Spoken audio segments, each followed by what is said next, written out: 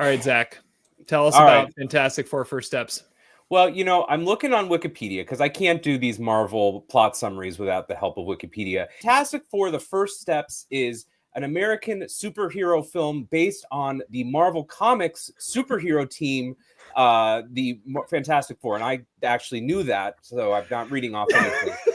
But the Fantastic Four are Reed Richards / Mr. Fantastic, played by Pedro Pascal, who seems to be in everything these days, fresh off Materialists and the Nicolas Cage movie. We have Vanessa Kirby, Oscar nominee, as Sue Storm or the Invisible Woman. We also have Ebon Moss-Bachrach as Ben Grimm / The Thing. Not the Thing from Wednesday, season 2 coming out next month, but a thing that looks kind of like the Hulk. And then we have Joseph Quinn as Johnny Storm / the Human Torch.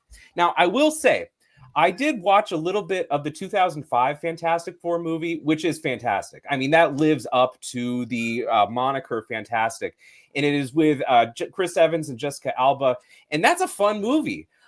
This is, cue up the soundbite, Terry. I like fun. I like stupid. And that is like the pinnacle of the pre-Phase 1 Marvel. I love fun. I love stupid. And that was actually a really fun movie. I think I even have it ranked above the 2005 Academy Award winner for Best Picture, Crash. The film is directed by Matt Shakman, who did WandaVision, which was a cool show for about 3 episodes. And then it turned Marvel-y and pretty stupid. But if you just watch the first 3 episodes, it's not bad. This is a movie that it takes place in some very hypothetical world of 60s retro. Plot is pretty shaky. I mean, we got this superhero, this clan of they're a semi-family. Apparently at some point Pedro Pascal had sex with Vanessa Kirby and now they have a kid. And then we get the villain of the movie, whose name is is it Gargantuan? No, I've always Galactus. I've always wanted to use that word in a sentence. I so rarely get an opportunity. But Galactus is a villain, and he wants to destroy planet Earth. A very daring original premise for a Marvel. This movie had an issue about Galactus being put up at 37 seconds, and maybe that was the mojo at 18 words a minute. This movie is about how Pedro Pascal and Vanessa Kirby fucking have a baby. And the baby is apparently this mystical, magical baby that Gargantuan wants to claim. Well, actually, he wants to invade the Earth. I did fall asleep during parts of this movie, so forgive me if I get a couple of details wrong. But then there's this big whole switcheroo with the baby. They leave the baby out, and it's like, come get the baby, and then the creature comes, and then so it's the old switcheroo. This movie sucked, all right? I'm coming off of Thunderbolts, which I really enjoyed. Jurassic World, 3.5 stars. I still stand by that shit. This movie, awful. Okay, really from start to finish. And there's a few reasons why it's awful. Number one is this story is like the lamest possible iteration of any sort of Marvel story, okay? Thunderbolts was like innovative. It was doing cool stuff. It had a sequence where they were running through Bill Pullman's son's brain. That's freaking cool. This movie is lame. It has a big target in the middle of New York City. Now, the people that like this movie, they talk about how they love the retro look and they love the 60s. That's because the plot is so stupid. Okay, there's nothing remotely interesting about this movie. Pedro Pascal does a lot of mathematical equations on boards in this movie. He's a lame character. I didn't even realize that his superpower was stretchy until the final 15 minutes. I didn't understand what his character was at all. Vanessa Kirby is like a female character in a Christopher Nolan movie. She has no purpose except to have a child. The Johnny character has a lot of rage, maybe like the Johnny brother character in another great 2005 movie, Junebug. But this character is just dead in the water. And then we get the Hulk character who exists for some really unknown reason. Their superpowers are really incidental. They're really lame superpowers. I didn't see them use them for any cool methods. The fight scenes in this movie are lame. When they go into outer space, it's CGI. If I wanted to spend 2 hours watching CGI effects go at it, I would just watch Real Steel or something, okay? There's nothing human about this movie. There's no memorable fight sequences in this movie. Allegedly, there was a John Malkovich sequence that was cut. Are you kidding me? And then the worst part about it all, you get to the end of this movie, and then the post-credit sequence. That has to be the worst post-credit sequence of any Marvel movie. It's just, I was baffled that I had to wait there for that shit. Just make Avengers Doomsday already. Okay, let's get Dr. Doom back. Let's get RBJ from his Oscar win back. We know that we really just want to see that. And this movie is just junk. So Ohana means family, and family means never leaving. And I hate movies with that message unless they're Fast and the Furious movies. The baby was cute, but if you really are telling me that the selling point of any movie is that the baby is cute, that's not a good sign. Thumbs down, 2 stars. Move on. Adam, go next. My God, where do I begin? Since you obviously hated that review, what do you got? All right, so the Fantastic Four is the what is this? The 4th iteration of this property. It was first kicked off in 1994 with an unreleased film that never saw the light of day. You can find it on YouTube though. And then obviously you got the 2005 with the 2007 sequel, The Rise of the Silver Surfer, which tried to do the same exact villain and the Silver Surfer back then, with Lawrence Fishburne as the Silver Surfer here. And then obviously the Fan Four Stick film with Josh Trank in 2015. And so Fantastic Four is a property that has had some really kind of ups and downs and rushed because of another company owning them. And when the rights got bought back from Marvel, there was some hope for that this property was going to get its, it's just desserts. It's finally going to get a good iteration here. I had this as probably pretty high on my most anticipated summer blockbusters because I really wanted to see a couple things. I wanted to see how they were going to do this property, and also seeing one of the great villains of one of my favorite villains finally on the big screen, in Galactus done right. Because in the Rise of the Silver Surfer movie, he was a giant cloud. No one remembers that, but that's legit what it was. I never saw that one. Yeah, I never saw it either. It's all right, but essentially, you never saw Galactus. But Galactus was a really prominent character in a game that I played called Marvel Ultimate Alliance #2. There's actually a whole scene where you actually fight him. There's only one version of Galactus, so every iteration of Galactus is it's the same iteration, which is cool. But it is a kind of an Avengers level threat that would be really cool to see, and I've always wanted to see that. So when they actually said that this was going to be the big villain and you're going to have the Silver Surfer be back, which is another powerful character in the Marvel, was exciting stuff to me. And I know that the controversy with the casting, is that Julia Garner? Who's the actor? Julia Garner. So there was a controversy about her because, Silver Surfer is normally a dude, but I thought she actually did really well. My wife was really excited with that casting. She really likes that actress as well. I think Vanessa Kirby is really good in this movie, actually. Like, I think she's probably the best character in the film. She's a really talented actress, from like Pieces of Woman to even the Mission Impossible franchise. Any movie that she's really in, she's going to do really well here. Pedro Pascal is the kind of the selling point because of all the properties he's done, and with The Last of Us as well. But Johnny Storm and The Thing, while they didn't get as much to do in this film, there's definitely potential with a comedic timing of both of those characters. I dug this movie because I liked the last 2 superhero movies that we've got this year. Is that you didn't need to know anything about them before. You didn't need to see the stupid origin stories of these characters. My wife, who is not nearly as invested in as much movies that we are, or these comic book characters, she knows the origins of the Fantastic Four, and you didn't really get that, which is great. Just like you didn't get the origin story of Superman. Really appreciated that because you're going into it with some kind of expectations if you know how these characters got into their powers. The John Malkovich, my theory is that it was the leader of the Ape Men. That's who John Malkovich was, because they kind of show that little post-credit sequence with the guy with the beard there. I believe that's who it was supposed to be. So it's a bummer that he's not in the movie. But at the same time, there's some really fun stuff here. Like, the aesthetic is different, but it's also something where they could kind of build off of it if they want to do a reshaping of the MCU and trying to set it off in different kind of non-real world type of thing, more comic booky type of feel. Universe is this Jack Kirby 8, whatever the number is, but still, it was a fun time. I was kind of really entertained by it. It made my daughter cry. Actually, it was so surprising to have her lean over. She's like, "I'm crying. It's so sad." I was like, "Okay, calm down." But I enjoyed this movie, and if I'm being honest, it kind of made me feel like the Superman movie too. So I'm pretty high on it. I'm 3.5 stars. I'm completely different than Zach here. It is. I have not been as impressed with the MCU, but I feel, especially this last phase.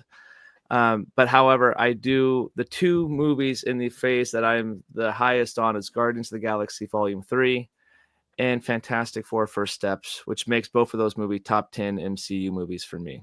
I don't watch all the shows. I got burnt out on the show stuff. I want to see different things with these properties. I am excited for the Doctor Doom kind of cameo at the end, and with that character of Franklin, which is really pretty powerful if you know his backstory of that character. So pretty cool things, and now we know kind of what's going on with the Doomsday movie as well, and why that is how it's going to play out a little bit. So that's pretty exciting. All right. So we got 2 stars from Zach. We got 3.5 stars from Adam. I'm going to go next. I got it at a low 3 stars. It was entertaining. It's a solid movie, but all right. They made a good Fantastic Four movie, but can we talk about why? Because we could have called this The Incredible for Jack's First Steps, right? I mean, this is The Incredibles. This is that movie. Like, let's make it more of a family dynamic. Oh, that's going to work a little bit better. We've got the parents. We got 2 other characters that act more like children. We've got the baby that's going to be born that potentially has more power than any of the other ones, who gets kidnapped by the villain while the babysitter's in charge. And I mean, come on. This is The Incredibles. And I'm like, okay, so did The Incredibles just steal this much from the Fantastic Four? Or did the Fantastic Four say, you know what? They always say that The Incredibles is the best Fantastic Four movie. Let's just steal everything from them so we can actually make a decent version of this property now. It was driving me nuts watching this. I mean, come on. They made The Incredibles. It's live action Incredibles movie. And I would have rather them just call it what it was instead of fight for the IP of the Fantastic Four so they can bring him in. Just make The Incredibles a Marvel property.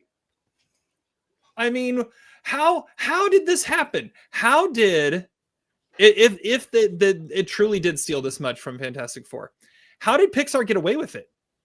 And if Pixar got away with it, seriously, why didn't they that's a Disney property. Instead of fighting for buying Fox for billions of dollars, just go and make your live action Incredibles movie and make them a Marvel property. Come on. I mean, that's all you had to do. But Terry, isn't the mom in The Incredibles the stretchy one? I mean, that's a pretty big difference. You're right. Oh, well, and the dad forget that. The dad is the brute strength one. You're right. And the super and fast the daughter, one is the kid. and the daughter is the one that goes invisible and goes. Come on. I mean, let's get it right here. It's completely different.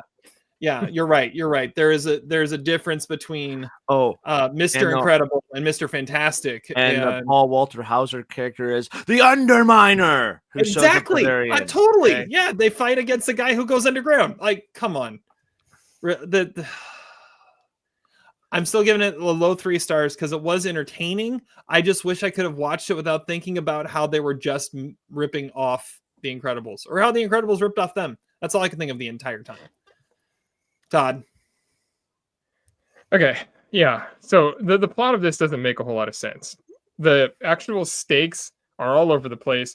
And you would think that the bad guy, if he really thinks that he's going to take this child who he thinks is a god or something, wouldn't he know that the god is going to eventually grow up and know that and then go against him at some point? But that would have been a rational thought.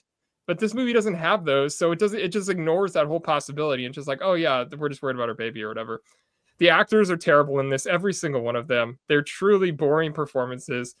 I think the last Fantastic Four movie had the best cast of actors, but maybe this universe just isn't good for the actors because they've all been interesting casts, but like, I don't know. Like the cast here was terrible, and it looks horrible. It looks like a Power Rangers episode from the 90s. Nothing about this movie is cinematic. It feels and looks like TV. It rushes through everything to get it done in under 2 hours, which I guess is a new thing.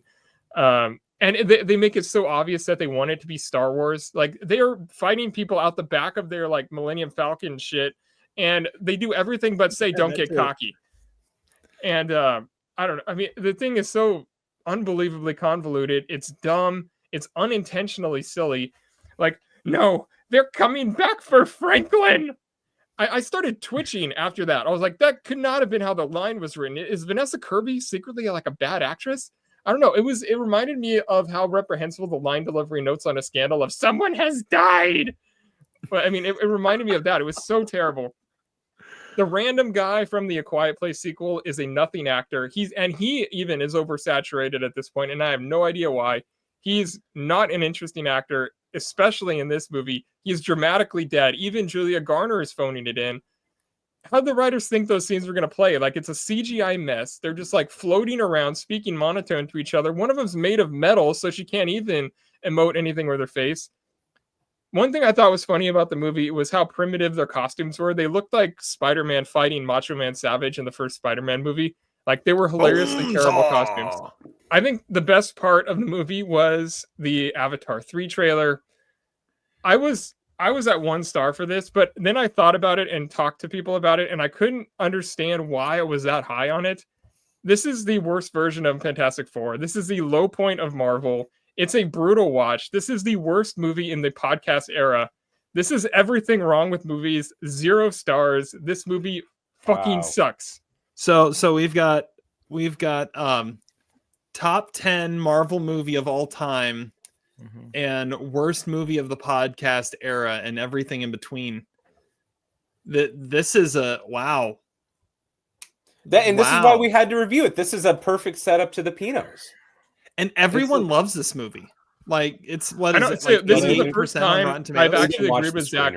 Zach, you say the Oscar voters don't watch the movies. The critics don't actually watch the movies. This is the first time I've actually agreed with you. When I saw 80-something% after I watched this movie, I was like, obviously they haven't seen the movie. If they saw the movie, they would fire themselves for putting their name on a bogus review. There's no way people actually like this movie. I don't understand you, Adam, but whatever. You're a fan of the comics or something. There's nothing redeemable about this movie. Terry, your review sounded like a serious thumbs down, but you gave it a modest thumbs up because you like stroking the Marvel movie. I was entertained. I just couldn't get out of my head the fact that it was something else. But you forgot to mention the most wasted performance in the entire movie is why is Natasha Lyonne in this? Like, yeah, that's the most wasted actress. If she was one of the 4, that would have been interesting because she's an interesting actress. But these actors, they're all dead. Like, they do nothing with the. I mean, I don't think that could be planned. You know, the thing is, I am sensitive and sympathetic to what Todd is saying. I'm going to stick with 2 stars though, because the best counter to what Todd is saying is I think there are worse Marvel movies out there. Like, to me, this is like it's not even quaffable but far from transcendent. Are you really telling me it's significantly worse than some of the other shit we got? I mean, this is not worse than the Thor movie with Christian Bale. I mean, that was truly awful. You know, it's not worse than play the soundbite, Quantumania. I mean, there are slightly better, there are slightly worse movies than this. I can't quite go down with you, Todd. Also, the fact that sub 2 hours is very it's nice. Much more worth seeing than Quantumania was. But it is pretty irredeemable, and you're making some solid points. I don't see what there were a lot of blues in it. If you like the color blue, it might be a good movie. There's a lot of blue tones. All right, you know what? You guys have convinced me. 2.5 stars. All I had to say about it was negative, other than I was somewhat entertained by it. Yeah, that's what I'm saying. I was like, you guys I was agreeing with your review, Terry, and I was just like, how is he giving that 3 stars? That's not the review. Right, yeah, I'll go 2.5. You guys have convinced me too. Can 4 stars. 4 stars. Adam's going 4 stars. There you go. Can the jury be out on this one until we get the Malkovich cutscene in the Blu-ray? Is Galactus like one of the weird like planet destroyers from the Eternals? He's completely different, but he's different. They just made him to look the same. Franklin. Okay, never mind. Go ahead. Yep. The official answer. I mean, yeah. I don't know. The Incredible Four. He is a celestial being that is known to be the planet destroyer character, which is but he's only one of them. There's multiple celestial beings there, and Franklin actually eventually does become that character and has to like forget everything in his past to make a new kind of universe as well. So that's a big celestial being that destroys planets, and that's not what the thing that's frozen in the middle of the ocean is. That's a different celestial being that destroys planets. Okay. Yeah, it's very different, Terry. It's very different. I also got to say, I knew Todd was going to give this thumbs down, but I'm disappointed we didn't get the Todd rant about the bad baby acting. This baby is not very talented. I mean, there's very little crying. There's very little emotion. We're going to talk about some good baby acting at the 2010 Pinos hint, but like this was one of the worst baby performances I've ever seen. And can I also say, if you're gonna have like more than half the time the rock guy holding the baby, do a better job with the CGI of the rock guy holding the baby. Like that was distracting. All right, we got to move on. Director he's like directed one movie in his career. How did he get this movie? Because WandaVision. Is this worse than Hurry Up Tomorrow, Todd? I mean, it sounds like you're saying it's worse than Hurry Up Tomorrow. It's the worst movie since Batman vs. Superman: Dawn of Justice. Sorry, I was wrong. He is not a celestial being. He actually was a mortal person, so who became okay. So okay, get it right, Terry. So a little different. I guess I was wrong. All right, we're moving on. Because we got other stuff to talk about. Adam, 4 stars. Yep. Okay, Adam's at 4 stars. Yes. I'm at 2.5. Zach's at. This is gonna be in my top 4. I'm calling. It's already gonna be I'll put it at number 4 at the end of the year, no matter what. Number 4 at the end of the year. Starting a new award. It's called the. That would be an incredible call by you, Adam. It's not a fantastic call. It'll be an incredible call. The Tenet Award is for a movie that goes into someone's top 5 and someone else's bottom 5. So this could be the Tenet one. I think it will be. I think we should just make a new award at the next year's Pinot, that the worst movie of the year, so that way we can get a possible best picture votes and also worst there you picture. Go. Okay, let's do it. All right, 4 stars from Adam, 2.5 stars from me, 2 stars from Zach, 0 stars from Todd.